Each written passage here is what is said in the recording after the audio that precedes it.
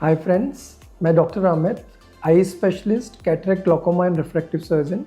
इस वीडियो में मैं आपको मेजरली 3 क्वेश्चंस बताऊंगा जो हम हमारे पेशेंट को समझाते हैं, जो उनके मन में होते हैं जब वो अपनी कैटरेक्ट सर्जरी, मोतियाबिंद सर्जरी के लिए आते हैं। देखिए, जब मेरे पास पेशेंट आता है कैटरेक्ट सर्जरी के लिए तो वो हर तरह के रहते हैं। पेशेंट्स गाँव से भी आते हैं, शहर से भी आते हैं, सबकी अलग अलग तरह की रिक्वायरमेंट रहती है।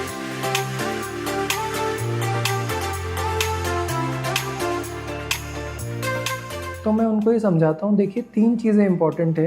फर्स्ट ऑफ ऑल, सीज़न का कन्फ्यूज़न रहता है उनको कि कौन सा सीज़न बेस्ट रहेगा सर्जरी के लिए।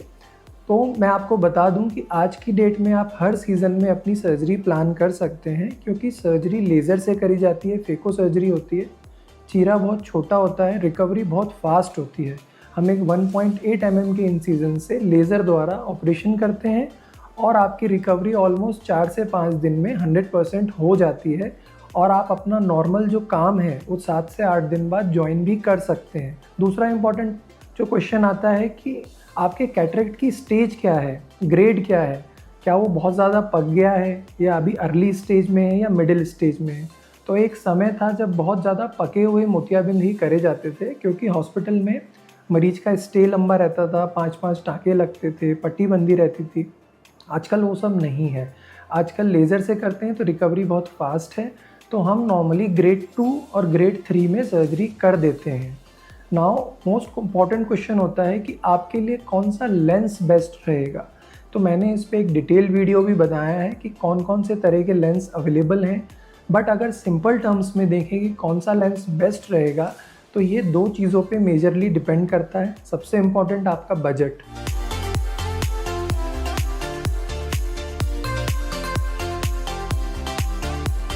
आप क्या खर्च करना चाहते हैं। तो मैं पेशेंट को यही समझाता हूँ कि अगर आप 1 रुपया खर्च करने का सोच के आए हैं तो आप 1.25 या 1.5 रुपया खर्च करिए, 2 पे मत जाइए। लेकिन ये भी है कि ये वन टाइम प्रोसीजर है, बार बार नहीं होगा। तो आपको आपका बजट जो है थोड़ा एक्सटेंड करना पड़े अगर अच्छा लेंस लगवाने के लिए, तो उसमें कोई दिक्कत नहीं है। साथ में मोस्ट इम्पॉर्टेंट आपकी लाइफ स्टाइल।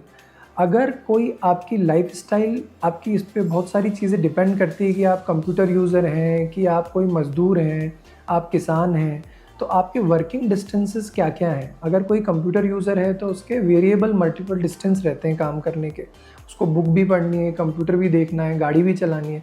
तो ऐसे पेशेंट्स को हम नॉर्मली इडॉफ लेंसेज या ट्राईफोकल लेंसेज एडवाइस करते हैं।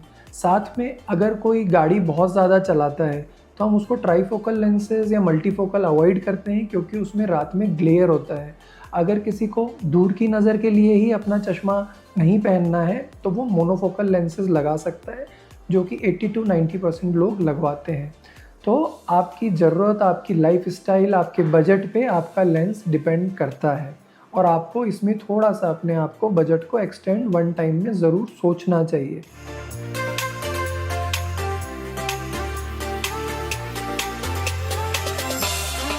तो काफ़ी लोगों को ये कन्फ्यूज़न रहता है कि लेंस का कॉस्ट है। तो मैं आपको बता दूं कि सर्जिकल कॉस्ट सिर्फ लेंस का नहीं होता है, इसके अंदर 3-4 कुछ ब्रेकअप होते हैं। इसमें सबसे इम्पॉर्टेंट होता है आपकी इन्वेस्टिगेशंस, जो कि 1000, 1500, 5000 रुपये तक वेरी कर सकती है, डिपेंडिंग ऑन कौन कौन से टेस्ट करे जा रहे हैं। दूसरा इम्पॉर्टेंट चीज़ होती है कि आपके लेंस का कॉस्ट। एक चीज़ बहुत क्लियर है कि आपका लेंस का जो कॉस्ट होता है वो सर्जिकल पैकेज से आधा या उससे कम होता है। ऐसा नहीं है किसी की 40,000 का सर्जरी का पैकेज है तो वो 40,000 का लेंस डला रहा है। लेंस की कीमत 15 से 20,000 ही होगी।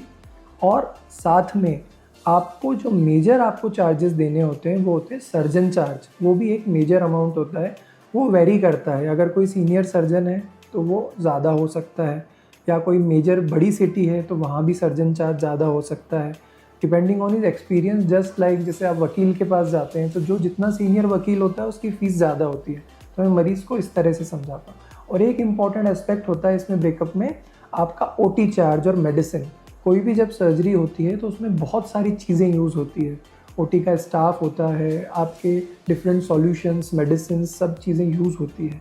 तो ये सभी मिला के टोटल सर्जिकल कॉस्ट बनता है। तो आई थिंक इस वीडियो में आपको तीनों क्वेश्चंस क्लियर हुए होंगे कि आपकी सर्जरी का कॉस्ट क्या है, कौन सा टाइम आपके लिए बेस्ट है सर्जरी कराने के लिए, और कौन सी स्टेज में आपको सर्जरी करानी चाहिए कैटरेक्ट की। आपका फिर भी कोई क्वेश्चन हो तो आप मुझे मैसेज करिएगा, कमेंट करिएगा, मैं उसका आंसर दूंगा। Thank you.